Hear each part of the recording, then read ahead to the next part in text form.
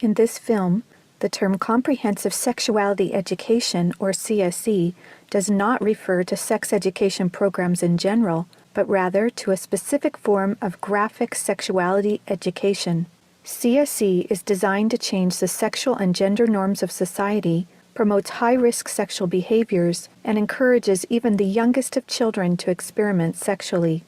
For the protection of the viewer, explicit images from CSE text that will be shown have been blurred out. However, the subject matter is still not appropriate for children.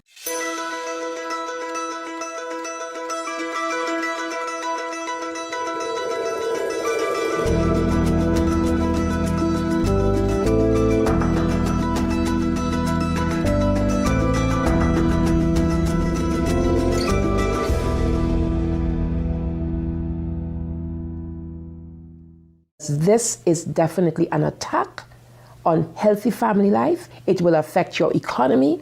It will affect your child rearing. It will affect your education system. This has horrified a lot of people in South Africa. And the tool that is being used, the weapons that are being used, is comprehensive sexuality education. As president of the American College of Pediatricians, I am deeply concerned about comprehensive sexuality education for 4 reasons. First, it sexualizes children. Second, it threatens children's health. Third, it promotes a dangerous gender ideology. And fourth, it undermines the parent-child relationship, which violates parental rights. My life's work has been to protect children by exposing the roots of the sexual revolution, the sexual rights movement that's led to sex education worldwide, globally. Say no to CSC! Say no to CSC! Say no to CSC! There is a worldwide war raging across the globe. Not a war of guns and weapons, but a war of ideas, ideologies, and worldviews regarding sex. This is just part of the lesson plan for what's called Making a Difference curriculum, and it is in Oregon schools and probably schools around the nation. This is instructions for the teacher in the classroom to ask her or his students, how do people express their sexual feelings? What is abstinence? And here are some answers that they try to elicit from the children. Oral sex, masturbation, anal sex, massage, holding hands, touching each other's genitals, saying, I like you. And what they're doing is equating all these things. Saying, I like you is equal to anal sex. Planned Parenthood is coming into classrooms of students who are 13 and 14 years old. They're giving them handouts, negotiating sexual encounters with other students. For example, there are statements like this: do you want to go back to my room? Do you want to get busy? Can I take your shirt off? It makes me hot when you touch me. Here, can you do that? Is it okay if I take my pants off? This is outrageous. This should not be taught in the classroom. We are state legislators from Minnesota, and we are pushing hard against the agenda to sexualize our children. Minnesota is on the leading edge of this radical agenda, and we're trying our best to fight against it. They're pushing a comprehensive sexual education agenda, including the book, It's Perfectly Normal. It is pornography. It is something that even some of my colleagues, men especially on the House floor, did not want to look at. Showing children as young as 4th grade. In fact, it's recommended for 4th graders as their comprehensive sex education. We couldn't show this on the television news, but yet we want our 4th grade children to be looking at this book. When a child looks at a pornographic image, within 0.3 of a second, that's imprinted on his brain and her brain permanently.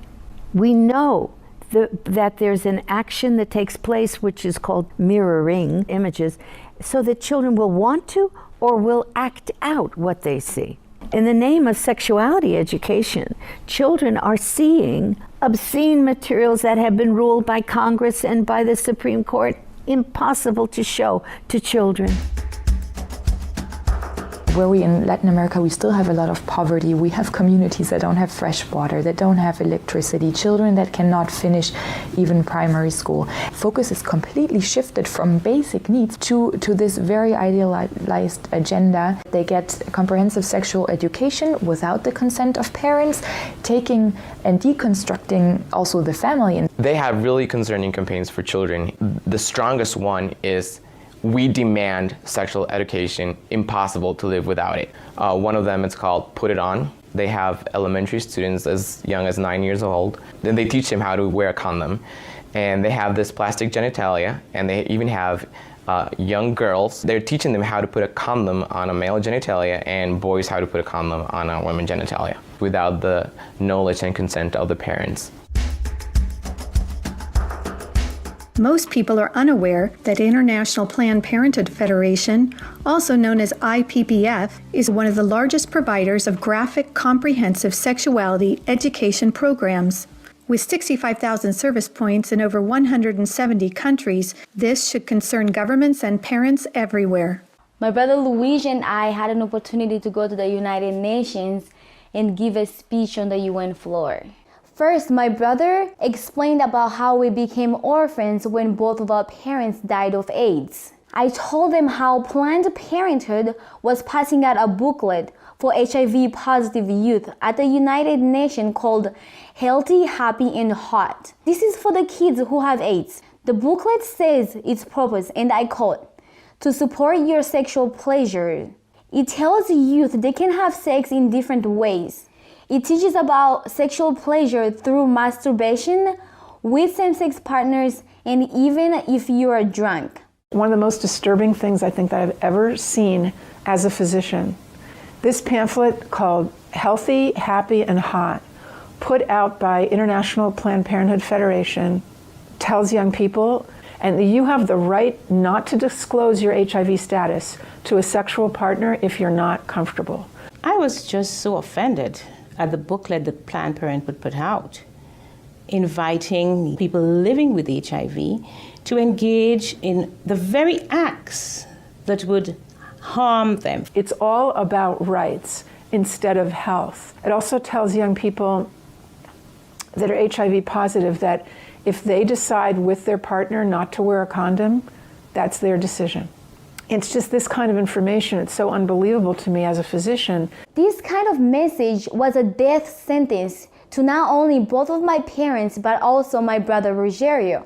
I couldn't understand how a pro-abortion or abortion service provider in the United States of America was in South Africa and promoting the homosexual lifestyle. Here we're trying to protect young people from getting HIV/AIDS, and we're promoting a lifestyle that is very high risk. In Guatemala, an affiliate of Planned Parenthood is huge. They have more than 2,600 service points, 27 permanent clinics, and 5 mobile units. Planned Parenthood became very active in the 90s in Russia after the collapse of Soviet Union. They would provide textbooks for the Russian Ministry of Education and penetrate the official educational networks. Some of those textbooks were really bad and tried really to sexualize children. The Swedish Planned Parenthood presented a film of about 30 minutes, an animated film which is addressed to young people of 13 to 14 years old. It is called Sex on the Map. In this film, the young people are taught that anything is okay as long as you agree and it feels right for you. International Planned Parenthood Federation, especially in the Latin American region, is omnipresent.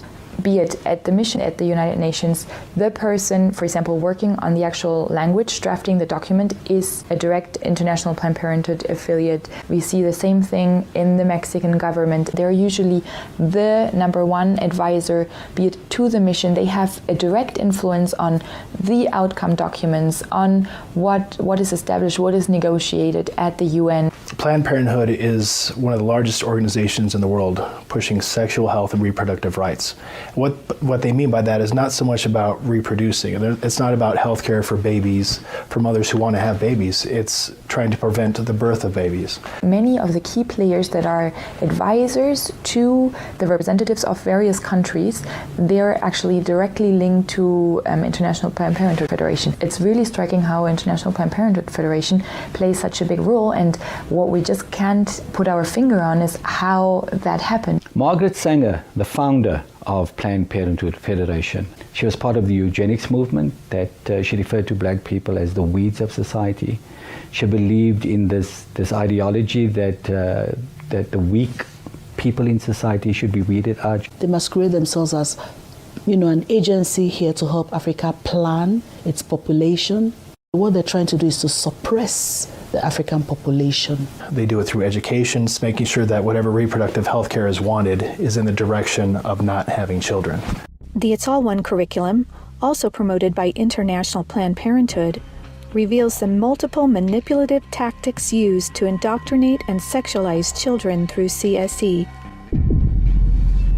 Like other CSE programs, It's All One claims, among other things, to be evidence-based, comprehensive, human rights, gender-sensitive, and culturally appropriate education that will increase young people's responsible decision-making, to reduce adolescent rates of pregnancy and sexually transmitted infections, including HIV. It's All One, however, like most CSE programs, is really just cleverly disguised abortion rights, sexual pleasure education, masquerading as human rights, gender, and sexual and reproductive health education.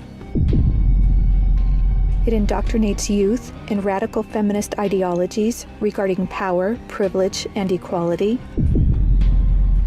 It aggressively promotes abortion with 112 references to abortion, manipulating young minds using scare tactics, telling girls, every minute of every hour a pregnant girl is dying, so we need to legalize abortion.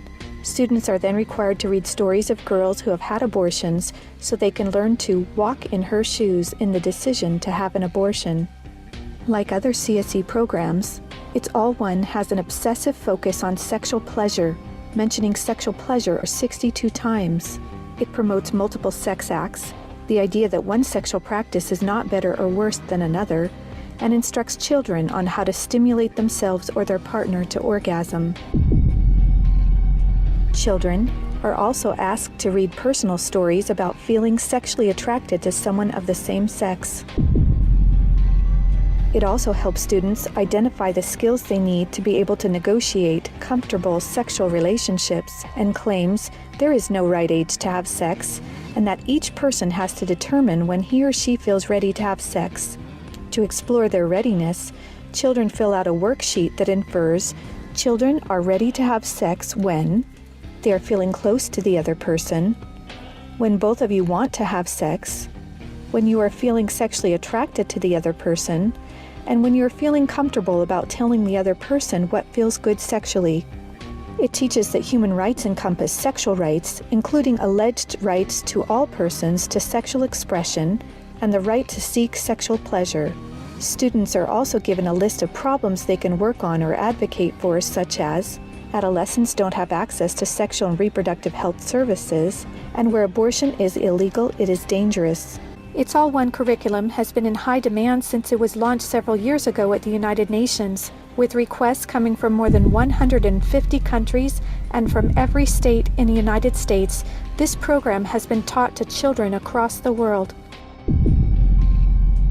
It can be difficult to understand why any organization would promote promiscuity and high-risk sexual behaviors to children through comprehensive sexuality education. However, hooking children on sex is a multi-billion-dollar business for Planned Parenthood and other similar organizations. This is because children, or prospects, once sexualized, become Planned Parenthood customers, dependent upon their services, and then are turned into peer advocates or educators, recruiting other young people as peer educators to generate even more customers for Planned Parenthood.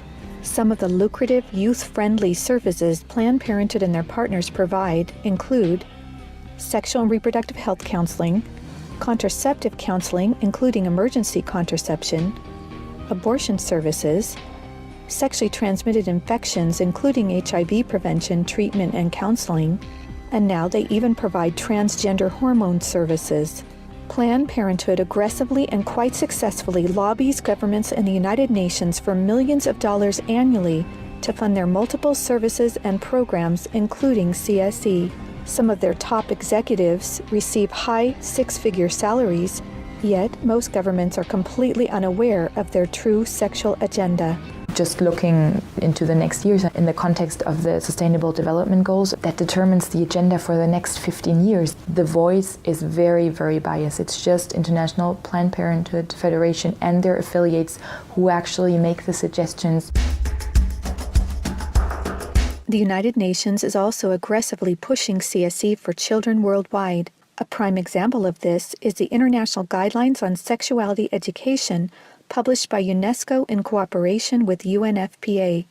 Some of the objectives of the UNESCO Sexuality Education Guidelines include teaching children, among other things, at age 5, that masturbation is not harmful, at age 9, about sexual stimulation and the definition and function of orgasm, at age 12, about respect for different sexual orientations and gender identities, and at age 15, that both men and women can receive sexual pleasure with a partner of the same or opposite sex. When I got to the UN behind closed doors, I was really shocked. Comprehensive sexuality education, which was being pushed at us, really meant encouraging children to experiment sexually. The comprehensive sexuality education is presented as a silver bullet that would solve all the problems. It's seen as the index to economic growth, as a solution to poverty, as a solution to everything. Even more disturbing are the World Health Organization standards for sexuality education in Europe.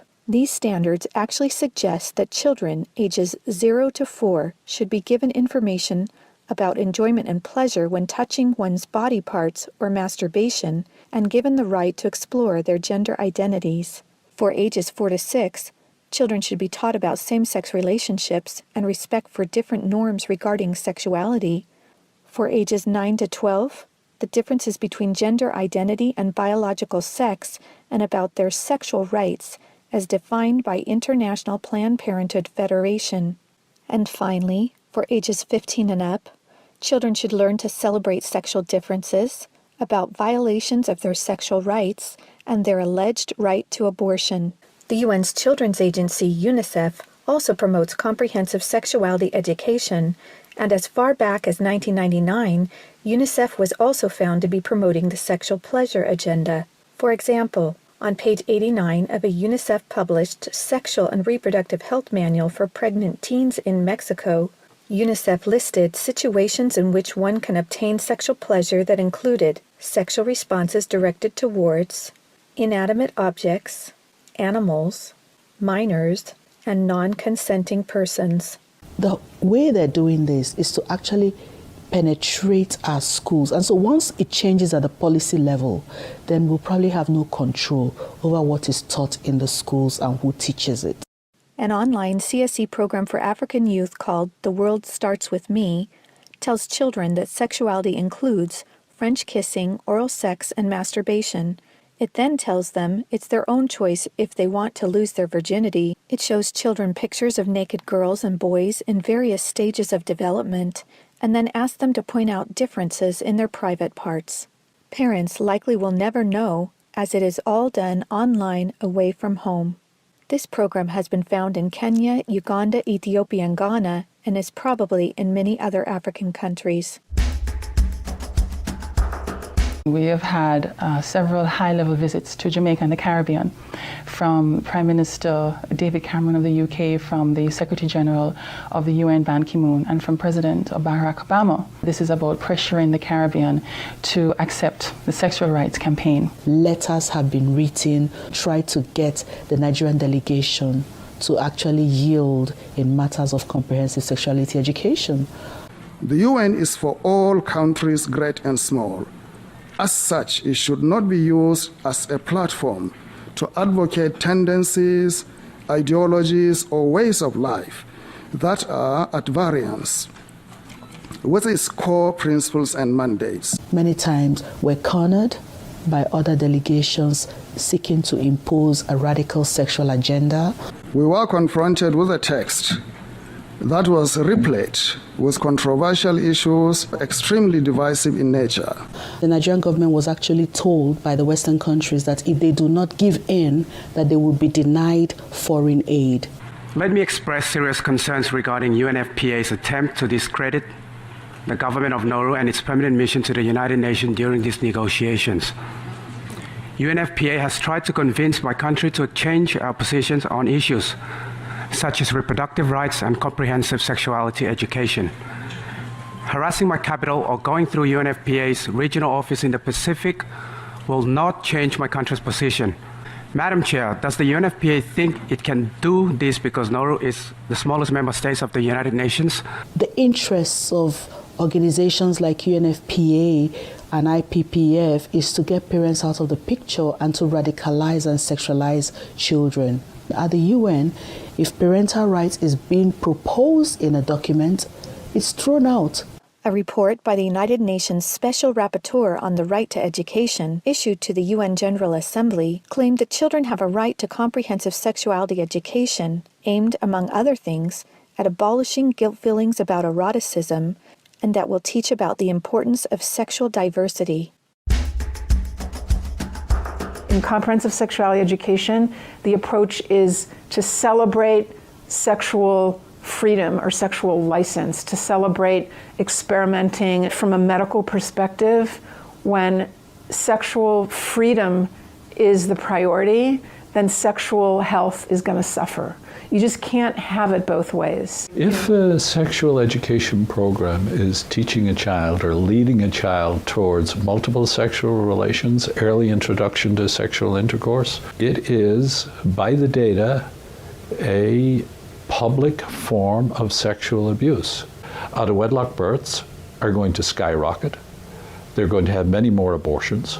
They're going to have much more STDs. The probability of depressions and anxiety directly out of matters sexual increase very significantly. So our country had a secret visit from the U.S. Special Envoy for LGBT rights, Mr. Randy Berry. He was accompanied by the senior LGBT coordinator for USAID, Mr. Todd Larkin, to try and see what the Jamaican climate was regarding sexual rights and how they could influence change. We were able to notify the public about this visit and to send a very clear message to the U.S. government that Jamaica will not be pressured into changing our values and our culture that protects the family. The Center for Disease Control, in their own research, shared information that 2% of the population of the US are men who have sex with men. And of that 2%, they account for 68% of the HIV infection. And the government of the United States spends $12 billion annually just to take care of that. I actually had to say to them that Jamaica cannot afford to spend that kind of money.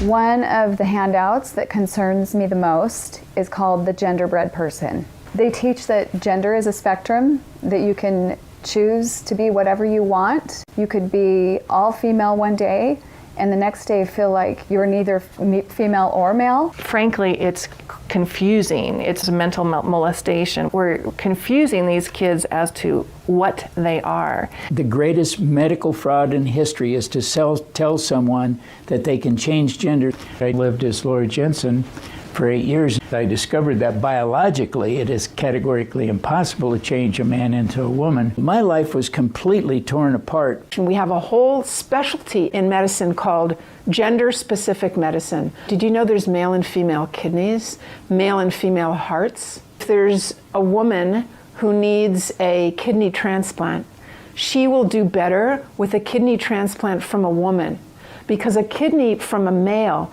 every cell in that kidney is going to have a Y chromosome. When we prescribe medications now, is this patient male or female? Because the reaction to the medication may differ. Leading young children down the path of puberty blockers, cross-sex hormones, and mutilating surgeries places them at a greater risk of developing high blood pressure, stroke, heart attacks, cancer, relationship problems, anxiety, depression, and suicide as adults. There are laws in Oregon where children as young as 15 can get taxpayer-funded sex changes without parental consent. You can't have an aspirin at school without parental consent. However, a student could make these life-altering, permanent decisions without their parental knowledge or consent. The Diagnostic and Statistical Manual of the American Psychiatric Association reports that as many as 98% of boys who are confused about their identity will come to accept their biological sex by the time they are adults, as long as they are not encouraged in their confusion. They're tampering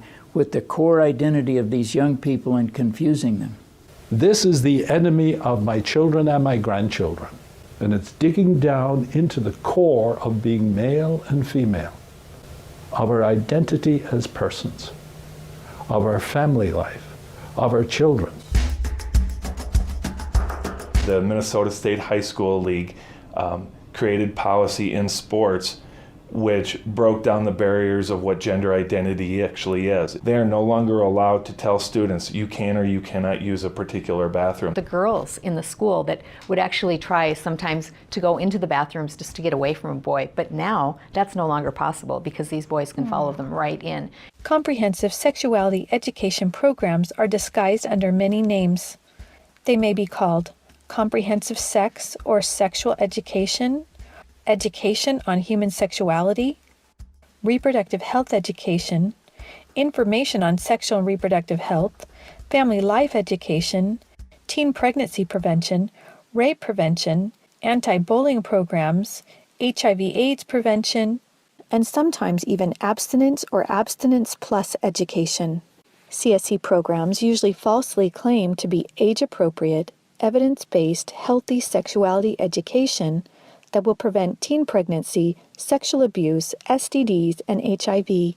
This is to help people, young people, avoid the dangers of HIV/AIDS in South Africa. And they were telling them how they could have non-penetrative sex, oral sex, experimenting. So how is this helping people to avoid HIV/AIDS?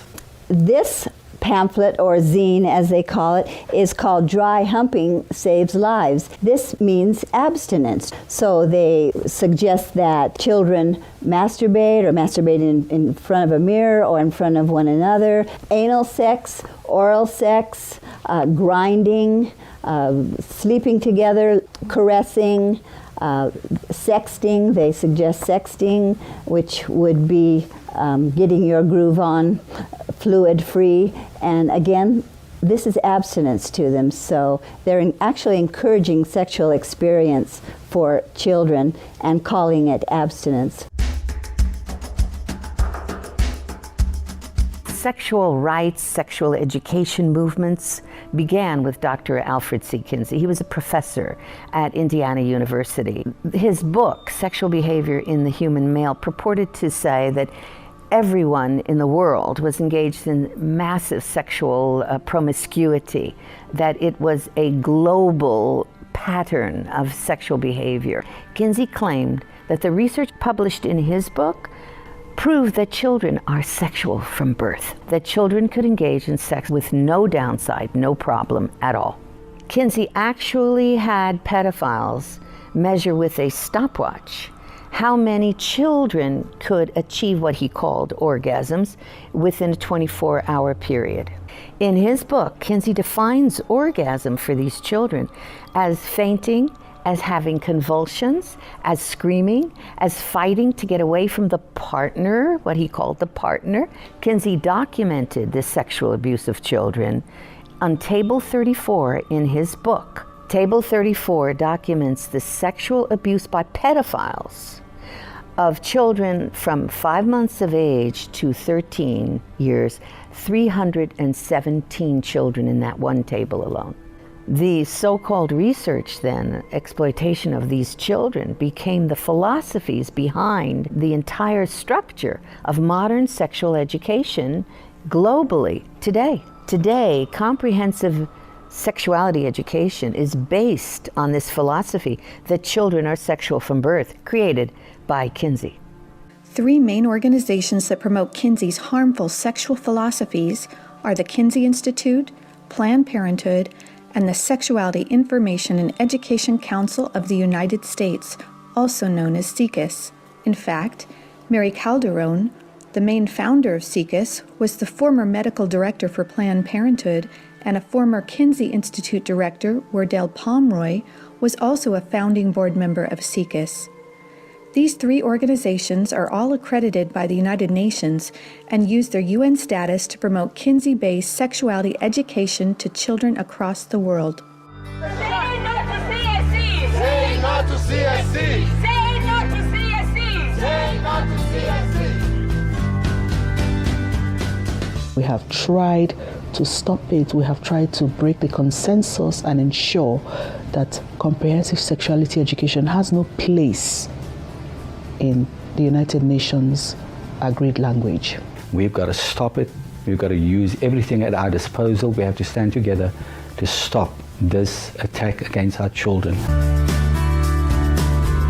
The material was exposed by one individual, and the entire nation got wind, and as a result of it, it had to be withdrawn. Every well-thinking adult must be vigilant and must stand as a gatekeeper to our children's development. Band together and find ways to stop it from entering your country. We are trying to stop Planned Parenthood in Guatemala, and they have all this funding and this organization, but we know that if we stand together, we can do something for the family, for the children, for the future of the world. We're in a battle. If this has not come to your state in a full way, I can tell you it's come to Minnesota, and we deal with it every single day. As elected officials, if we can't rise and stand up and speak out on behalf of our children, our innocent children, what are we even doing? What are we even doing here? We stopped the Kinsey sexuality education program in Croatia. I went to Croatia. I held up the Kinsey books in Parliament. I described to them the basis of the Kinsey books and held up the Children of Table 34. And the Constitutional Court banned that sex education program. The American College of Pediatricians wants policymakers to understand this. When considering a sexuality education policy, be certain you specify that it be a sexual risk avoidance program. You must reject comprehensive sexuality education. We want to teach children to avoid all the risks, 100% of the risks, by avoiding early sexual behavior. These people, whoever they are, who want to make the sexual only about the pleasure, are working to destroy everything we are building. We resist it, even with our lives, because that's what life is all about. It is time for parents to say, no, my family is mine. My wife is mine. I am hers. Our children are ours. They don't belong to the state, and people of different faiths can easily band together on this. I may be a devout Muslim, I understand this. I'm a devout Mormon, I understand this. I'm a devout Roman Catholic, I'm a devout evangelical. On this parental issue, we are all together. Just understand, it's happening on our watch. If we don't do something about it, it is all of us that carry that guilt. Men have to rise up, defend their family. On matters sexual, the fathers have got to stand up. Say, you have no place talking sexuality to my children. We must let the world know the roots of this radical, destructive Kinseyan sexuality education. That is the only way we will be able to stop the corruption, the destruction of the world's children. Family Watch International invites good people from all around the world to join us in this worldwide battle to protect the health and innocence of children. To learn more and to sign the petition to stop comprehensive sexuality education, go to stopcsc.org. You can also help by encouraging others to watch the documentary and sign the petition as well. Together, we can and will protect the world's children.